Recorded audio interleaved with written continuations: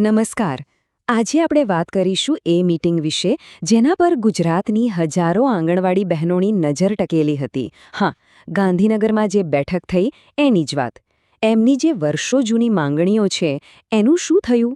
ચાલો જરા ડિટેલમાં સમજીએ કે આ બેઠકમાં અંદરખાને થયું શું.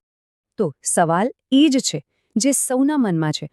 શું આંગણવાડી કાર્યકરોની જે સમસ્યાઓ છે, જે પ્રશ્નો છે, એનું કોઈ નિરાકરણ આવશે? આ મીટિંગ પછી શું એવી કોઈ આશા બંધાઈ છે કે જવાબ હામાં આવી શકે? ચાલો જોઈએ શું લાગે છે.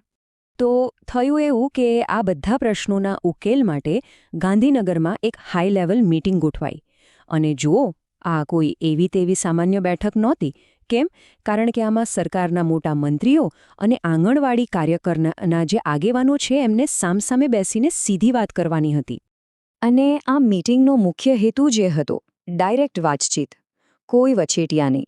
સરકાર ઈચ્છતી હતી કે કાર્યકર આગેવાનોની વાત સીધી જ સાંભળવામાં આવે, એકદમ ધ્યાનથી, જેથી એમની જે પણ તકલીફો છે, જે માંગણીઓ છે એને બરાબર સમજી શકાય. તો સવાલ એ થાય કે આટલી મોટી મીટિંગમાં કોણ કોણ આવ્યું હતું? કોણ હતું સરકાર તરફથી અને કોણ હતું કાર્યકરો તરફથી? ચાલો એક નજર કરીએ કે ટેબલ પર કોણ કોણ બેઠું હતું. આ મીટિંગ કેટલી સિરિયસ હતી એનો અંદાજો તમને એમાં હાજર રહેલા લોકોના નામ પરથી જ આવી જશે. જુઓ, સરકાર તરફથી એક નહીં, બે નહીં, પણ ત્રણ મંત્રીઓ હતા. મનીષાબેન વકીલ, જીતુભાઈ વાઘાણી અને ઋષિકેશભાઈ પટેલ. અને એમની સામે કાર્યકરોનો પક્ષ રજૂ કરવા માટે આંગણવાડી મહામંડળ અને ભારતીય મજદૂર સંઘ જેવા મોટા અને મજબૂત સંગઠનોના આગેવાનો હાજર હતા. ઓકે, તો હવે આવીએ સૌથી મોટા સવાલ પર. આટલી લાંબી ચર્ચાઓ થઈ, મીટિંગ થઈ, પણ આખરે એનું પરિણામ શું આવ્યું? શું નીકળ્યું એમાંથી?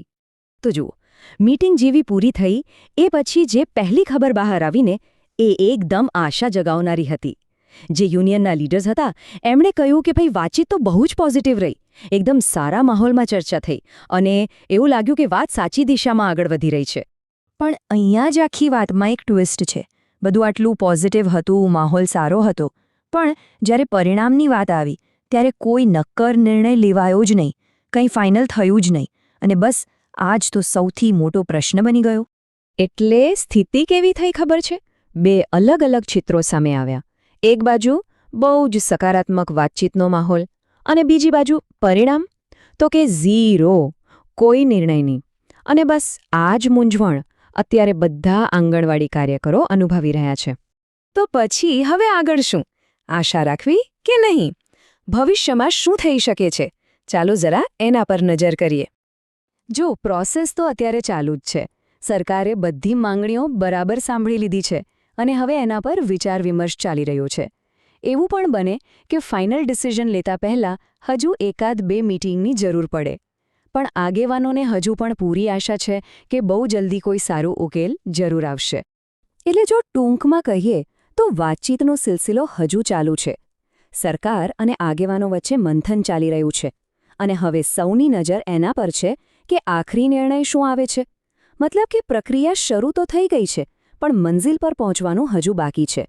અને એટલે જ સૌથી મોટો સવાલ એ જ ઊભો છે કે આ મંથનમાંથી આંગણવાડી કાર્યકરો માટે કોઈ નક્કર પરિણામ આવશે કે પછી ફરી એકવાર માત્ર આશ્વાસન જ મળશે.